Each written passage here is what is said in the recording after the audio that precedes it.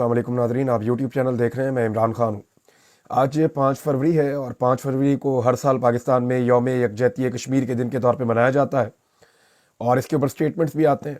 हर हुकूमत जो भी होती है वो इसके ऊपर बयानात देती है। मौजूदा हुकूमत भी बयानात दे रही है, आर्मी चीफ का और बाकी लोगों का स्टेटमेंट भी आ जाएगा, अपोजिशन का भी बयान आ जाएगा। लेकिन क्या वाकई पाकिस्तान कश्मीरियों की आज़ादी में बिलीव करता है या कश्मीर का पाकिस्तान ने सौदा कर दिया? पाकिस्तान की जो भी अपोजिशन होती है वो ये कहती है कि कश्मीर का सौदा हो चुका है, और जो हुकूमत होती है वो कहते नहीं जी कश्मीरियों के साथ हमारे दिल धड़कते हैं और कश्मीर आज़ाद हो जाएगा। लेकिन ना तो अपोजिशन का ये काम है, ना ही हुकूमत का ये काम है। ये फैसला पाकिस्तान की एस्टेब्लिशमेंट का है कि कश्मीर को लेकर पाकिस्तान की पॉलिसी क्या होगी। ये फैसला किसी सियासतदान ने नहीं किया और ना करना है, क्योंकि अमली तौर पर अगर हम देखें तो कश्मीर का सौदा हो चुका है। बात सख्त है, लेकिन जब सारे कहते हैं तो मैं भी कहता हूँ, और मेरे पास ये कहने के लिए इसकी वजूहात मौजूद है। यानी ये सियासतदानों का फैसला नहीं होता, सियासतदानों को सिर्फ आगाह किया जाता है। यानी जनरल बाजवा ने 2 मरतबा मेरी मौजूदगी में ये बातें की थी, और उसमें और भी बहुत सारे सहाफ़ी मौजूद थे जिनमें से बहुत सारों ने ये बातें बताई भी हैं और बहुत चीज़ें अब खुलकर सामने आ भी चुकी हैं। जनरल बाजवा ने जो बातें की उनमें वो भारत के साथ किसी भी तनाज़े में या किसी लड़ाई में जाना नहीं चाहते थे। उन्होंने उन दोनों मुलाकातों में लड़ाई से गुरेज करने और भारत के साथ अच्छे ताल्लुकात बनाने पर जोर दिया था। जनरल बाजवा ने हमें यह कहा था कि हमें कश्मीर को साइड पर रख के या कश्मीर को भूल कर, ये उनके अल्फाज थे, हमें भारत के साथ बाकी जो मामलात हैं उनमें ताल्लुकात को बेहतर करना चाहिए। मिसाल के तौर पे उन्होंने कहा था जी हमें उनके साथ तजारत करनी चाहिए, जो बाकी शोबे हैं उनमें उनके साथ आगे बढ़ना चाहिए, ट्रेड के ऊपर बात करनी चाहिए, रूट्स के ऊपर बात करनी चाहिए, बाकी और बहुत सारे इश्यूज हैं उन इश्यूज को डिस्कस करना चाहिए। सिर्फ जो है ना वो फोकस हमें इस पे नहीं करना चाहिए कि कश्मीर जो है उसको आज़ाद किया जाए, इस इशू को छोड़ दिया जाए। ये जनरल बाजवा की ख्वाहिश थी और यही ख्वाहिश जो है ये भारत की भी थी। फिर जनरल बाजवा ने यह भी कहा शाह महमूद कुरैशी साहब को और इमरान खान साहब को कि जनाब नरेंद्र मोदी को अगर ले आएंगे तो क्या आप उनका इस्तकबाल करेंगे? यानी जनरल बाजवा ये भी तय कर चुके थे अपने तौर पर कि नरेंद्र मोदी को पाकिस्तान लाएंगे। हालांकि उन्होंने पाकिस्तान के ऊपर एक बालाकोट अटैक भी किया था, और भारत का जो है वो एक और अमल था जिसमें उन्होंने कश्मीरियों से उनकी खसूसी हैसियत छीन ली थी, जिसके बाद इमरान खान साहब ने भारत के ऊपर एक बाइकआउट मुहिम चलाई हुई थी। तो हुकूमत का फैसला कुछ और था, एस्टेब्लिशमेंट का कुछ और था, लेकिन हो वही रहा था जो एस्टेब्लिशमेंट चाह रही थी। तो जनरल बाजवा भारत के साथ लड़ने के लिए जो है वो तैयार नहीं थे, और ये पाकिस्तान की मिलिट्री एस्टेब्लिशमेंट का फैसला था। इसमें जो हामिद मीर साहब है और नसीम जहरा साहबा है, इन्होंने क्लेम किया मेरे साथ जो मुलाकात हुई थी जनरल बाजवा की, बाकी सारे सहाफ़ी थे तो उसमें तो वो बात नहीं हुई, लेकिन क्योंकि इनकी अलग भी मुलाकातें होती रही हैं तो इन्होंने क्लेम किया कि लड़ने की कैपेसिटी के ऊपर बात की कि जनरल बाजवा शायद ये कहते थे कि हमारी लड़ने की वो कैपेसिटी नहीं है भारत के साथ। तो देखिए इकोनॉमी के ऊपर नजर डालें तो जब भी आपको लड़ना होता है तो आपके पास पैसे होंगे तो आप लड़ेंगे ना। लड़ेंगे तो आपको फ्यूल चाहिए बहुत बड़ी मिकदार में जिससे आप अपनी सारी मशीनरी को चलाएंगे। लड़ेंगे तो आपको बहुत सारा पैसा चाहिए जिससे आप दुनिया से चीजें और हथियार खरीदेंगे। अगर आपने लंबी लड़ाई लड़नी है तो आज यूक्रेन लड़ाई क्यों लड़ पा रहा है? अमेरिका ने और यूरोप ने उसको अंधाधुंध हथियार दिए हैं, इतने पैसे के हथियार दिए हैं कि रूस को मुसीबत पड़ गई कि इतना हथियार इनके पास आ कहां से गया। तो किसी को अगर लड़ाना हो या लड़ना हो तो बहुत पैसा चाहिए होता है। पाकिस्तान की और इंडिया की लड़ाई में पाकिस्तान के ऊपर तो कोई मुल्क इन्वेस्ट नहीं करेगा। इवन चाइना भी इंडिया के साथ बहुत बड़ी ट्रेड पॉलिसी है उसकी, रशिया भी नहीं करेगा, अफगानिस्तान भी नहीं करेगा, ईरान भी नहीं करेगा, अमेरिका भी इंडिया के मुकाबले में पाकिस्तान पे इन्वेस्ट नहीं करेगा, यूरोपीय यूनियन भी नहीं करेगा। तो कोई दुनिया में एक मुल्क है जो इंडिया और पाकिस्तान की जंग में पाकिस्तान को पैसा दे रहा हो, हथियार दे रहा हो कि आप लड़ें इंडिया के साथ? तो आज हमारी फॉरेन पॉलिसी के नतीजे में कोई मुल्क हमारे साथ खड़ा नहीं है, हमने अपने दोस्त पैदा नहीं किए। और अगर आप इंडिपेंडेंटली देखें कि भारत आज कहां खड़ा है, पाकिस्तान कहां खड़ा है, तो ये देख लें आप पाकिस्तान की मईशत कितनी कमजोर है। इसमें कौमी खजाने की अगर आप बात करें तो पाकिस्तान अभी तक 15 अरब डॉलर तक नहीं पहुंच सका। जो पाकिस्तान का कौमी खजाना है 15 अरब डॉलर तक पाकिस्तान नहीं पहुंच सका, टोटल रिजर्व्स की मैं बात कर रहा हूं, जबकि भारत के 700 अरब डॉलर से जायद के रिजर्व हैं। एक तरफ 15 अरब डॉलर भी नहीं है, दूसरी तरफ 700 अरब डॉलर से जायद की रिपोर्ट हो रहे हैं। फिर पाकिस्तान की जीडीपी जो है वो 338 अरब डॉलर है, भारत की जीडीपी जो है वो 3550 अरब डॉलर से ज्यादा की है। पाकिस्तान की एक्सपोर्ट जो है वो 30 अरब डॉलर की है और बमुश्किल है, जबकि भारत की एक्सपोर्ट जो है वो 800 अरब डॉलर से जायद की है। ये भारत की पॉलिसीज का तसलसल है। वहां मार्शल लॉ नहीं लगा, उन्होंने सियासतदानों को काम करने दिया, लोगों को कारोबार करने दिया, वहां पे लोगों को मुकाबले के अंदर आने दिया, बहुत बड़े बड़े बिजनेसमैन वहां पे बने। लेकिन यहां पे पाकिस्तान में एस्टेब्लिशमेंट की पॉलिसी चलती रही, हम आपस में ही लड़ते रहे और उसका नतीजा ये निकला कि भारत معاشی میدان میں ہم سے بہت آگے نکل گیا, ہم بہت پیچھے رہ گئے. اب ہم لڑنے کی کیپیسٹی میں آپ کو پیسہ چاہیے ہوتا ہے نا, یا پھر آپ کو چاہیے ہوتی ہے ایسی پبلک جو پوری طاقت سے آپ کے پیچھے کھڑی ہو جائے. تو ذرا یہ بھی دیکھ لیں آپ, ایک جذبہ ہوتا ہے جو لڑاتا ہے, لوگ ساتھ کھڑے ہو جاتے ہیں اپنی فوج کے, جیسے 1965 میں ہوا. 1971 میں لوگ ساتھ نہیں کھڑے تھے, اس کا نتیجہ آپ نے دیکھا, پاکستان 2 ٹکڑے ہو گیا. 1965 میں لوگ ساتھ کھڑے تھے, اس کا نتیجہ آپ نے دیکھا کہ پاکستان جو ہے وہ کمزور ملک ہونے کے باوجود اس جنگ کے اندر بھارت کو پاکستان نے بہت ٹف ٹائم دیا. تو اب آپ یہ دیکھیں نا, وہ جذبہ کدھر جائے گا. عوام اور اداروں کے بیچ میں ایک خلیج پیدا ہو چکی ہے. عمران خان صاحب کہہ رہے ہیں کہ فوج اور عوام میں ایک خلیج اور نفرت پیدا ہو رہی ہے, نہیں ہونا چاہیے, نقصان دہ. اور اس سے بچنے کا عمران خان صاحب نے طریقہ بھی اپنے لیٹر میں بتایا, میں آگے جا کے اس پہ بات کرتا ہوں. پھر جو پاکستان کے اندر اندرونی حالات ہیں وہ بھی اچھے نہیں ہیں, دہشت گردی لگاتار بڑھتی جا رہی ہے, اندر سے پاکستان کمزور ہو رہا ہے, اور عدم استحکام پاکستان کے اندر جو ہے. ان ساری چیزوں کو آپ اکٹھا کریں تو کیا ایک فوج, ایک اس طرح کی فوج اور اس طرح کا ملک ایک بڑے ملک اور ایک تگڑی فوج کا مقابلہ کر سکتا ہے ان حالات میں؟ تو اگر آپ زمینی حقائق کو دیکھیں تو پھر تو نہیں. اللہ رب العزت کی مدد شامل ہو تو پھر ہم بڑے سے بڑے دشمن کو شکست دے سکتے ہیں, لیکن ہمارے اپنے کرتوت اور ہمارے اپنے اعمال جس طرح کے ہیں ان کی موجودگی میں کچھ کہہ نہیں سکتا. اور کشمیر کی بات تو ہم تب کریں جب پاکستان کے اندر اس وقت صورتحال ٹھیک ہو. پاکستان میں انسانی حقوق کی بدترین خلاف ورزیاں ہو رہی ہیں, پاکستان کے اندر لوگوں کے ساتھ ظلم, جبر اور فستائیت ہو رہی ہے, اور پاکستان کے اندر پاکستانی پریشان ہے, تو ان کو حقوق نہیں مل رہے, تو یہ دوسروں کے حقوق کے لیے کیا آواز اٹھائیں گے؟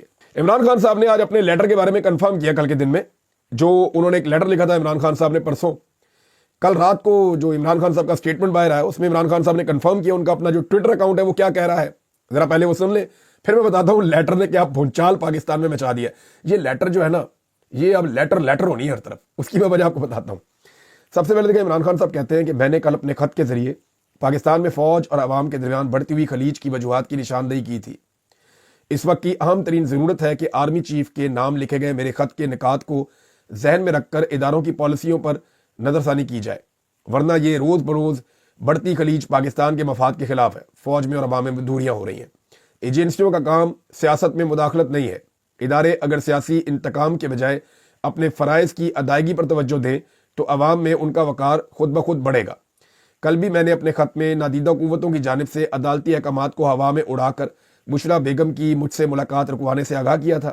آج ایک مرتبہ پھر عدالت کے احکامات اور سپرنٹینڈنٹ کے بیان کے باوجود میری اہلیہ کی ملاقات مجھ سے نہیں ہونے دی گئی, جس کے پیچھے انہی کا ہاتھ ہے جو قانون کو جوتے کی نوک پر رکھتے ہیں اور خود کو آئین سے بالاتر سمجھتے ہیں. بشرا بیگم ایک گھریلو خاتون ہے, ان کو صرف اور صرف مجھ پر دباؤ ڈالنے کے لیے نشانہ بنایا جا رہا ہے. ان کو پہلے بھی 10 مہینے بے گناہ جیل میں رکھا گیا, ابھی بھی وہ قید تنہائی میں ہے. ان کی مجھ سے ملاقات کی اجازت نہ دینا بنیادی حقوق کی خلاف ورزی ہے.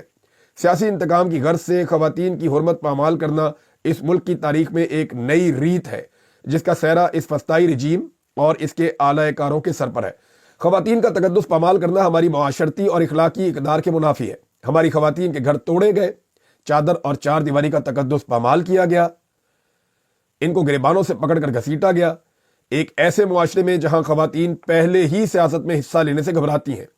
یہ سب کر کے ان کے حوصلے پست کرنا انتہائی بے شرمی کی بات ہے. یہ جناب عمران خان صاحب کا سٹیٹمنٹ ہے. اب ذرا آپ آئیں اس بات پہ کہ عمران خان صاحب نے جو آرمی چیف کو خط لکھا ہے, یہ خط لکھ کر انہوں نے سارے کے سارے نظام کو مصیبت ڈال دی ہے. یعنی اب کوئی کہتا ہے کہ جناب یہ ڈیل مانگی جا رہی ہے, حالانکہ آپ خط کو غور سے پڑھیں تو اس خط کے اندر ایک چارج شیٹ ہے. عمران خان صاحب نے پاکستان کے آرمی چیف کو کہا کہ جناب آپ کی جو ملٹری اسٹیبلشمنٹ کی پالیسی ہے وہ جانبدارانہ ہے, آپ سیاست کے اندر مداخلت کر رہے ہیں جس کی وجہ سے پاکستان کو یہ اور یہ نقصان ہو رہا ہے. اب اس میں عمران خان صاحب کہاں ڈیل مانگ رہے ہیں؟ ساتھ میں عمران خان صاحب نے آخر میں انہیں اس معاملے کا سلوشن بتایا کہ آپ اپنے آئینی کردار کے اندر چلے جائیں. اس صورت میں پاکستان کے عوام اور آپ کے بیچ میں جو دوریاں پیدا ہو گئی ہیں وہ دور ہو جائیں گی اور اس سے پاکستان کا بھلا بھی ہوگا اور بہتری بھی ہو جائے گی. پھر کوئی یہ کہتا ہے کہ فوج کو متنازع بنانے کی کوشش کی جا رہی ہے. میرے خیال میں فوج متنازع تب بنتی ہے جب وہ متنازع کام کرے گی. کوئی بھی فوج تب تک کسی تنازع میں نہیں جاتی جب تک کہ وہ اپنی پروفیشنل ڈیوٹی کر رہی ہوتی ہے. کبھی بھی ان کے اوپر کوئی انگلی نہیں اٹھاتا. لیکن جب کوئی اپنی پروفیشنل ڈیوٹی سے ہٹ کے کوئی اور کام کرتا ہے تو پھر وہ تنازع بن جاتا ہے. ڈکٹیٹرز کے ادوار کے اندر فوج بہت متنازع بنی. جب فوج نے سیاست میں مداخلت کی تب فوج متنازع بنی. اور ابھی جو انٹیلیجنس ایجنسیاں کر رہی ہے, میں آپ کے سامنے بیٹھا ہوں, مجھے ISI نے اٹھایا تھا, میرے لیے وہ متنازع ہے. ISI کی کیا, یعنی ان کو کیوں اختیار کیا ان کا کہ مجھے وہ اٹھائیں اور غائب کر دیں؟ میں کوئی ملک دشمن ہوں, یا میں نے کوئی پاکستان کے ایٹمی راز چرا لیے ہیں, یا मैंने कोई दहशत गर्दी की है, या मैं किसी दहशत गर्द को सपोर्ट कर रहा हूं, या कोई ऐसा मैंने काम किया गलत इस मुल्क के मफाद के खिलाफ, तो ये तो मैं तो सिर्फ पॉलिसी भी तनकीद कर रहा था कि जनाब जो हमारी मिलिट्री एस्टेब्लिशमेंट की पॉलिसी है वो गलत है और ये गलत काम ना किए जाए। मैं जबरी तौर पे जो लोग लापता किए जा रहे थे इस मामले के खिलाफ आवाज उठा रहा था, जिन लोगों को नंगा करके मारा जा रहा था हुकूमत खानों में इसके खिलाफ आवाज उठा रहा था, बंद कमरों के अंदर अवाम का मैंडेट चोरी किया गया उसके खिलाफ आवाज उठा रहा था। तो जहां जहां पे जो जुल्म और बर्बरियत हो रही थी मैं उसके खिलाफ आवाज उठा रहा था। मुझे उठाकर ISI ने गायब कर दिया, मुझे बंद कर दिया, टॉर्चर किया, मारा कुटा, बड़ा रुसवा किया मुझे और मेरे खानदान को। तो ये सारी चीजें उन्होंने की, उनके करने का काम नहीं था। तो मैं क्योंकि इसका खुद विक्टिम हूं तो मैं ये क्लेम कर सकता हूं कि वो अपना काम नहीं कर रहे, वो काम कर रहे हैं जो उनका नहीं है, वो ये काम कर नहीं सकते, आईन उनको इस काम की इजाजत नहीं देता।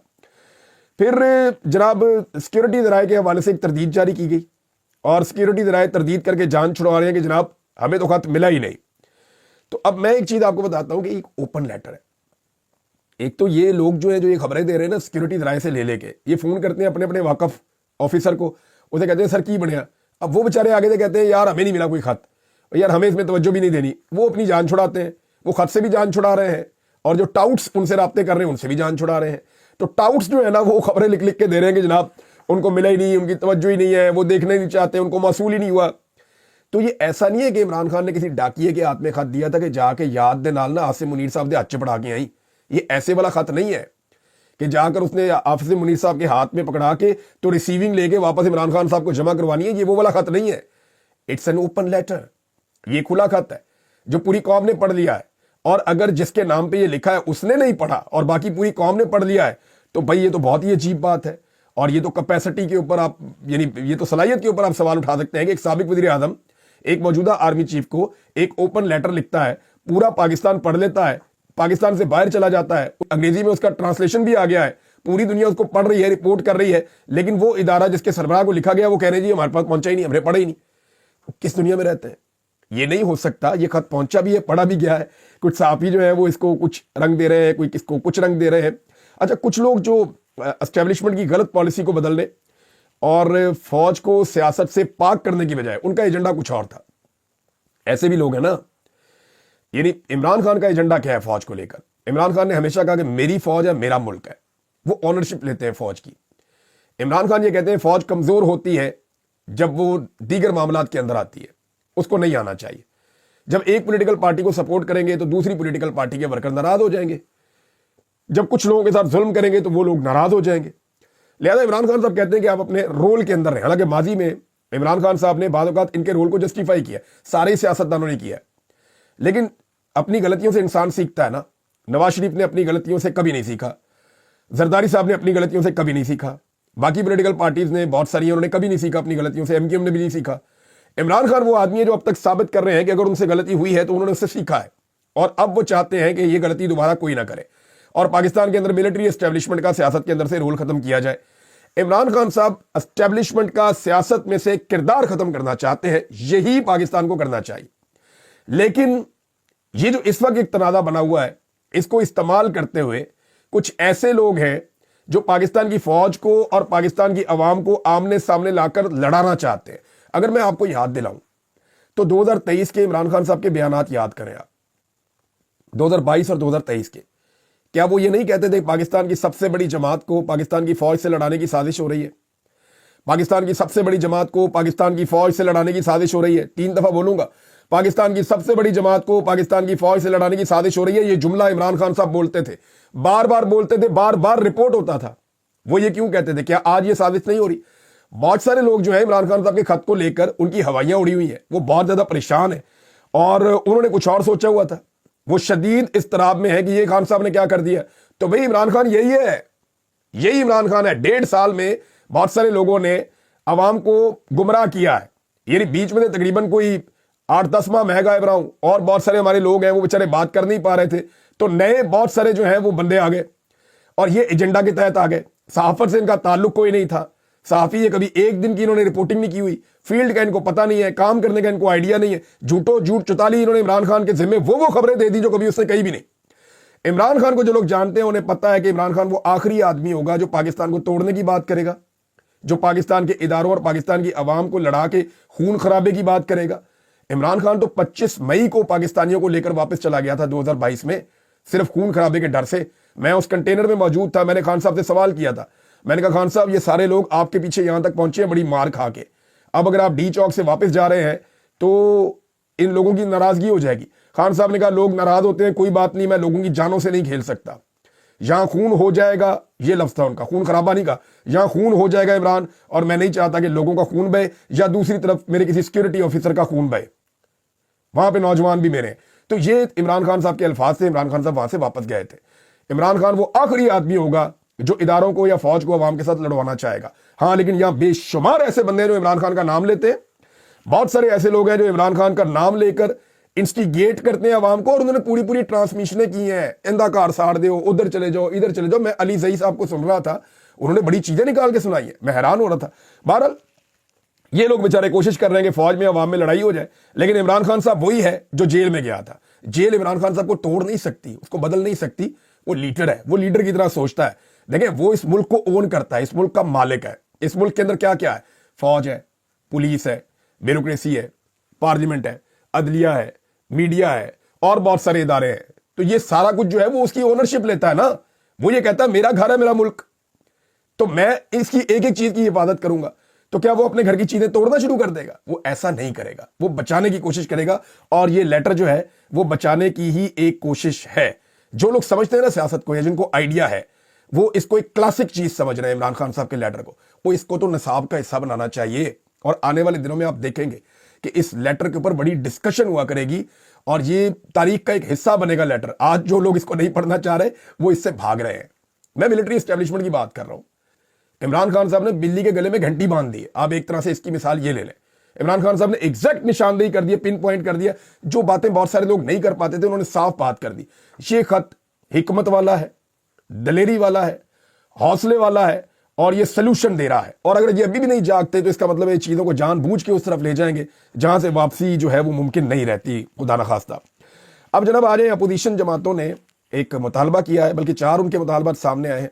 जो ग्रैंड अपोजिशन बैठी, उन्होंने आपस में बातचीत की, और उसके बाद उन्होंने एक एलामिया जारी किया, और वो जो अनाउंसमेंट है वो शाहिद खाकान अब्बासी जो साबिक वज़ीर आज़म है उन्होंने की। तो 4 मुतालबात हैं, इसमें फजलुर रहमान साहब भी हैं, खाकान अब्बासी साहब भी हैं, PTI भी है, इसके अंदर अचकज़ई साहब भी हैं। अब आहिस्ता आहिस्ता बाकी भी सब लोग शामिल हो जाएंगे, जमात इस्लामी वगैरह सारी जमातें आएंगी इसमें। तो अपोजिशन की तमाम जमातों के मुश्तरका मुतालबात क्या हैं? नंबर 1, नए इंतखाबात का फिल फॉर ऐलान किया जाए और शहबाज शरीफ इस्तीफा दे, पहला मुतालबा। दूसरा, तमाम सियासी कैदियों को फौरी रिहा किया जाए, ये तमाम मतलब तमाम, सबको रिहा किया जाए। नंबर 3 मुतालबा, पीका एक्ट फौरन वापस लिया जाए। चौथा मुतालबा, चीफ इलेक्शन कमिश्नर फौरी तौर पर ओहदा छोड़ दे और नया चीफ इलेक्शन कमिश्नर आए, इसने इलेक्शन का बेड़ा गर्क कर दिया। सबने इस बात पे कंसेंसस किया कि 2024 का जो इलेक्शन है 8 फरवरी का, वो इंतहाई मुतनाज़ इलेक्शन है, ये हुकूमत भी जाली है, लिहाजा नया इलेक्शन करवाया जाए। इस हुकूमत ने जो 2 नंबरियां की हैं, चाहे पीका ऑर्डिनेंस में की है, चाहे ये जो है सियासी कैदियों को रखा हुआ है, 26वीं आईनी तरमीम है, ये चीज़ें अब वापस होनी होंगी, इनके ऊपर बातचीत शुरू हो चुकी है। नाज़रीन, शहबाज शरीफ साहब ने एक और अजीबोगरीब बात दोबारा से कर दी है। आप उनकी तरजीहात देखें। एक तो वो पहले पंजाब के अंदर तनख्वाहें बढ़ाई हैं, और वहां पे 1000% तनख्वाहें बढ़ाई हैं पंजाब के अंदर अरकान असम्बली की, मरियम नवाज ने। और फिर वफाक के अंदर इन्होंने तनख्वाहें बढ़ाई हैं, 300% तनख्वाहें बढ़ाई हैं अपने अरकान असम्बली की। और अब जो है वफाक के अंदर वुज़रा की तनख्वाहें बढ़ाने की भी प्लानिंग कर ली गई है। जो वफाकी वुज़रा है उनकी तनख्वाहें बढ़ाई जाएंगी, और किस तरह बढ़ाई जाएंगी ये भी आपको आने वाले दिनों में पता चलेगा। और साथ ही साथ एक चीज़ और है कि इनकी तरजीहात का आप अंदाज़ा करें। एक तरफ ये अवाम के ऊपर कोई पैसा खर्च करने को तैयार नहीं है, लेकिन अपने ऊपर पैसे पे पैसा खर्च कर रहे हैं। और अब अवाम के पैसों से कुछ स्कीमें शुरू की जाएंगी कि हलकों में MNAs को फंड्स दिए जाएंगे, और ये फंड डबल करके दिए जाएंगे। यानी आप अंदाजा करें कि अपने MNAs को, अपनी हुकूमत को बचाने के लिए उनको नवाजने का सिलसिला इनका अब भी जारी है। शहबाज शरीफ साहब ने एक बड़ा अजीबोगरीब स्टेटमेंट दिया है। मैं जरा फैक्ट इसके दुरुस्त कर दूं, यही बात DGISPR ने कही थी, ये गलत बात है। उन्होंने कहा पिछली हुकूमत दहशतगर्दों को पाकिस्तान वापस लाई और इन्हें अमन का पैगंबर कहा गया। शहबाज शरीफ साहब, ये आइडिया जनरल बाजवा ने दिया था, और वो चाह रहे थे कि वापस आ जाए वहां से TTP के लोग अफगानिस्तान से। तो इमरान खान साहब ने कहा था कमेटी बनेगी और इसके ऊपर बैठ के बात करेंगे। फिर इमरान खान साहब की हुकूमत खत्म हो गई। इमरान खान साहब ने या उनकी हुकूमत ने कोई इजाज़त ऐसी नहीं दी। پھر شہباز شریف صاحب کی حکومت آ گئی اور شہباز شریف صاحب کی حکومت میں اس کی اپروول دی گئی اور باقاعدہ آپ کے وزراء نے اس کے اوپر سٹیٹمنٹس دیے اور اس کے بعد ٹی ٹی پی کو پاکستان میں لایا گیا. مراد سعید نے اور کچھ اور سیاستدانوں نے اس کی بدترین مخالفت کی, اس کے اوپر احتجاج کیا اور دباؤ ڈالنے کے بعد جو لوگ پہلے آئے تھے ان کو واپس بھجوایا گیا. لیکن اس کے بعد سے لے کر اب تک آپ تسلسل کے ساتھ جو ہے وہ اب آپ خوارج کہیں یا ٹی ٹی پی کہیں یا دہشت گرد کہیں, یہ آپ لوگ ہی افغانستان میں لاتے رہے ہیں. افغانستان سے اسٹیبلشمنٹ کی پالیسی تھی, آپ نے عمل درآمد کروایا. اس فیکٹ کو خراب نہ کریں. D G I S P R نے کیا تھا تو حقائق سامنے آ گئے تھے. اب شہباز شریف بھی یہ گند اچھال رہے ہیں تو دہشت گردوں کو پاکستان میں لانے کا سہرا پاکستان کی اسٹیبلشمنٹ کا ہے. پلان انہوں نے کیا تھا, ایگزیکیوٹ شہباز شریف صاحب کے اس دور حکومت میں ہوا جب عمران خان صاحب کی حکومت گرا دی گئی تھی. یہ ہے فیکٹ چیک اور اس کو جو ہے وہ درست رکھا جائے. ایک چیز پھر بتاؤں گا چاہتے ہیں, مفتاح اسماعیل صاحب نے بھی وہی بات کی ہے. مہنگائی کم نہیں ہو رہی. مہنگائی کم ہوتی ہے نا تو ایسے 10 روپے والی چیز 9 روپے کی, 8 روپے کی, 7 روپے کی, 6 روپے کی, ایسے یہ نہیں ہو رہا. پہلے مہنگائی ایسے بڑھ رہی تھی, مثال کے طور پہ 10 روپے کی چیز جو ہے 20 روپے, 30 روپے, 40 روپے, اب بڑھ رہی ہے 42 روپے, 44 روپے, 45 روپے, 47. قیمت بڑھ رہی ہے میرے بھائی, یہ سب لوگ سمجھ لیں. مہنگائی بڑھ رہی ہے, صرف اس کے بڑھنے کی رفتار میں کمی ہوئی ہے. اب اس کو کئی ٹاؤٹس ایسے کہتے ہیں کہ مہنگائی کم ہو رہی ہے. کم نہیں ہو رہی, مہنگائی نہیں کم ہوئی, مہنگائی بڑھنے کی رفتار کم ہوئی ہے. کیونکہ پہلے اتنی تیزی سے رفتار سے بڑھی ہے کہ وہ اس پیک پہ پہنچ گئی جس کے بعد اتنی تیزی سے بڑھنا ممکن نہیں ہے. تو ذرا اب سلو بڑھ رہی ہے, اس کی رفتار کم ہے. یعنی پہلے اگر وہ 10 20 30 40 جا رہی تھی تو اب وہ 42 44 45 46 47 ایسے جا رہی ہے. جا اوپر ہی رہی ہے. مہنگائی کی شرح بڑھ رہی ہے, مہنگائی اوپر کی طرف جاری ہے, کم نہیں ہو رہی. اس فیکٹ کو اپنے ذہن میں رکھیے گا. اب تک اتنا ہی, اپنا خیال رکھیے گا, اپنے چینل کا بھی. اللہ حافظ.